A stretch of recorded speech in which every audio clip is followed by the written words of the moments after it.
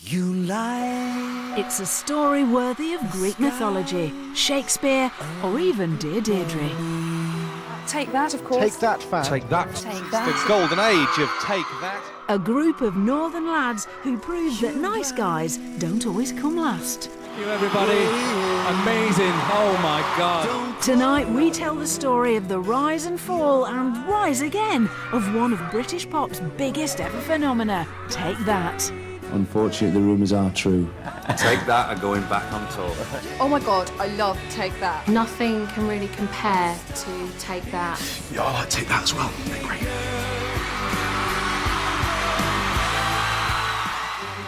The story of Gary, Howard, Jason, Mark and some bloke called Robbie has everything. There's rock and roll excess. I used to like bacon fries as well, I always remember that. There's certain situations that Robbie got himself in, which weren't great. A lot of booze. Confusion. We're a band of puffs. Big money deals. We sold cassettes of that for 50p. Years in the wilderness. I'll have to cheer for myself. And of course, bust-ups and bitching. But I was always the talented member of the band. It's the incredible story of the band who died and rose again. You couldn't have written a better script.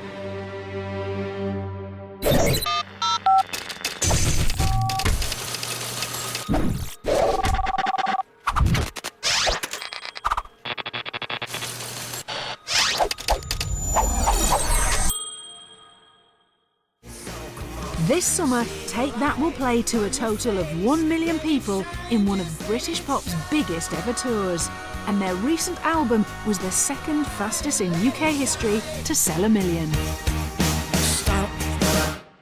But hold on, how did this happen? A couple of years ago, you'd have got 1,000,000 to 1 on it. Even they can't believe it. We're just saying, would we ever have thought it, even a year and a half ago? Take That were dead.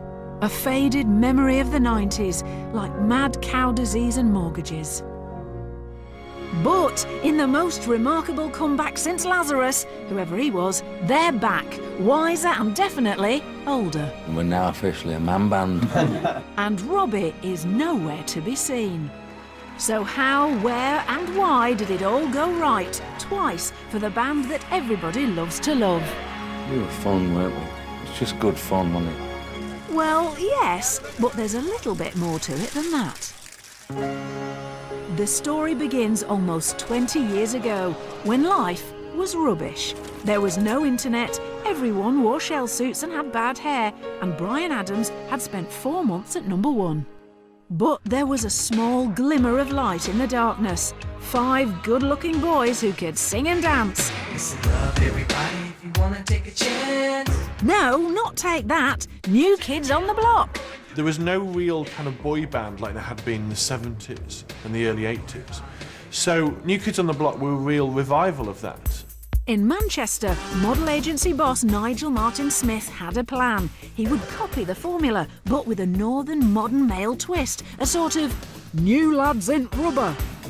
I thought I'd make a New Kids type band of sexy, metrosexual, young northern lads who had personality and had charisma.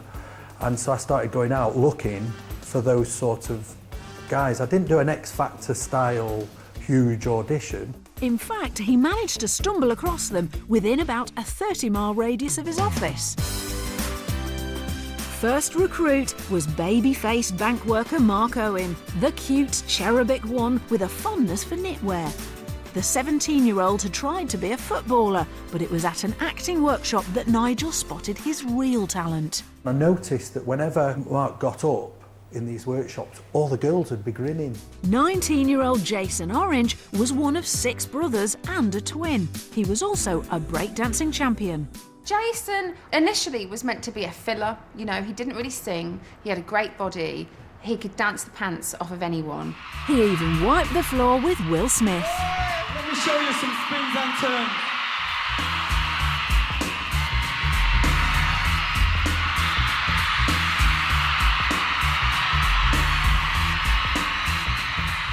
At 21, car painter and part-time model Howard Donald was the vest wearer and old one.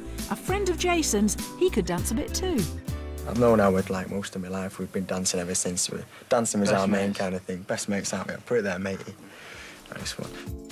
And then there was Robbie Williams. He was the exotic one because he came all the way from Stoke. He was only 15 and still at school, but he had a note from his mum. This letter came in from Robbie's mum saying, you know, my name is Robbie Williams, I'm a child model and tap dancer, and I have disco danced across North Staffordshire. Can you imagine?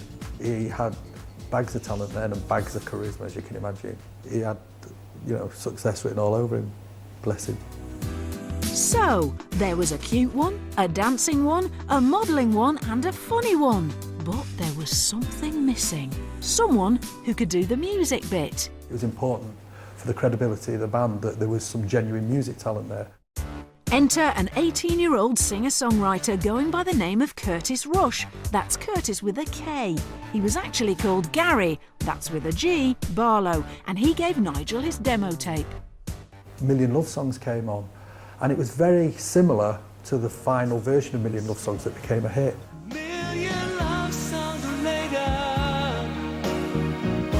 The song that would become a Take That classic had been written by the young Gary in his bedroom when he was just 15.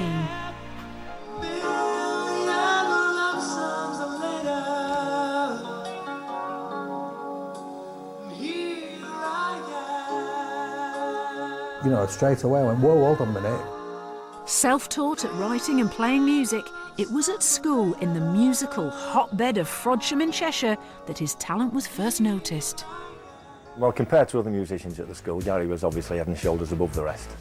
And after school, Gary would spend hour upon hour alone playing with himself in his bedroom. On his keyboard. Cheshire's Tchaikovsky was destined for greater things. Forget the X Factor or Pop Idol. Back in 1986, the BBC's Song for Christmas was where it was at. The night is filled with love. Now sending prayers of thanks to Jesus high above. But despite accessorising with a fetching white scarf, Gary was beaten by this.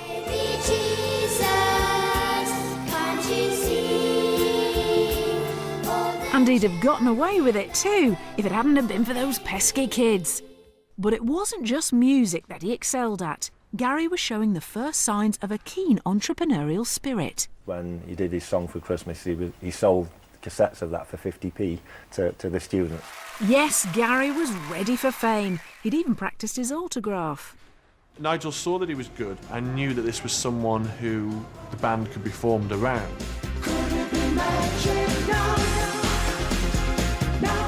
The band that would sell millions of records and break 1 million hearts had literally been thrown together. This is the story of where it all went right, not once but twice for Take That. Today they are a British institution, jovially and merrily pushing the cosy lifestyle of Middle England to potential Marks and Spencer's customers. But in the early days, it was less M&S, more S&M. I remortgaged my house, I spent everything I had. I was using my own money. It was on my own record label. So I had a budget of £5,000 to make this video. For his £5,000, he got the catering and cleaning thrown in, literally. See what you like. Was that a pop video or was that soft porn? I was quite baffled by it. I just didn't know if this was serious. Like, how, when you see that, you think this band is still going to be around in 15 years' time. You just don't think it's going to happen. It was just an excuse to do something that was a bit naughty, to give the stills to all the team press and say, oh, look at this. Maybe if he hadn't have done what he'd done, they might never have ended up where they are. I remember clearly saying to them, if you do as I say, and you let me do my job and you all do your job, you know, you'll be set for life. Everybody assumes that Take That have just become massive overnight, but it has taken years previous to that, you know. Like you say, hard work, going up and down the country in an old clapped out van like the Beverly Hillbillies.